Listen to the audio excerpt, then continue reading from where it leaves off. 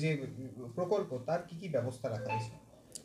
বিষয়টা হচ্ছে মাননীয় মুখ্যমন্ত্রী মমতা বন্দ্যোপাধ্যায় যে মানে নবম যে দুয়ারে সরকার ক্যাম্প যে তিনি আজকে ঘোষণা করেছেন, শান্তিপুর পৌরসভাও আজ থেকে আমাদের রবীন্দ্র বিদ্যাপীঠ হাই স্কুলে আমরাও মাননীয় মুখ্যমন্ত্রীর এই পরিষেবা যাতে মানুষ যাতে সঠিকভাবে পেতে পারেন, পৌর এলাকার মানুষ, আমরা সেই জন্যেই সমস্ত রকম ওখানে ইউনিটগুলোকে আমরা ওখানে বসিয়েছি।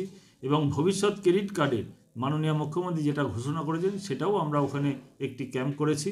মানুষ যাতে আবেদন করে সঠিক যাতে তথ্যগুলো ওখানে পরিবেশন করেন এবং তিনি জানে সেই মানে সুযোগটি পেতে পারেন, তার জন্য যথাস্থানে তার যে আবেদনপত্র আমরা পৌঁছে দেব এবং মানুষ যেন সঠিক পরিষেবা সঠিকভাবে পান, এর জন্য পৌরসভা বদ্ধপরিকর। পৌরসভা সবার সাধারণ মানুষের পাশে, শান্তপুর পৌর এলাকার মানুষের পাশে থেকে সেই সাহায্য এবং সহযোগিতা করবে। কি পরিষেবা এই ক্রেডিট কার্ডের মাধ্যমে বা ভবিষ্যৎ ক্রেডিট কার্ডে পাওয়া যাবে বলে জানতে পারছি?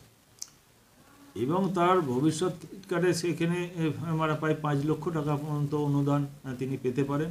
সেটা গভর্নমেন্টের যে গাইডলাইন নির্দেশিকা দেওয়া আছে, সেই নির্দেশিকা অনুপাতে সেই ব্যক্তি আবেদন করলে আবেদনপত্র আমরা যথাস্থানে সেগুলোকে পৌঁছে দেব, যাতে সেই মানুষটি সেই পরিষেবা 100% পেতে পারে।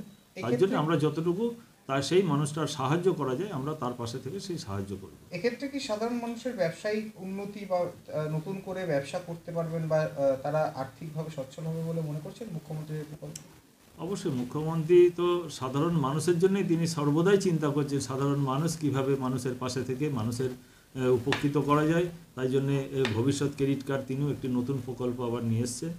নিশ্চিতভাবে তারা যারা আবেদন করবেন পুঙ্খানুপুঙ্খ তার তদন্ত করে তার যাতে সেই মানুষটা সঠিকভাবে পেতে পারে, তার জন্য প্রয়োজনীয় ব্যবস্থা যা যা আছে তারা সেইগুলো আবেদন করলে আবেদনের ভিত্তিতে তিনি সেই জায়গায় স্থানে পৌঁছানো নিশ্চিতভাবে পাবেন।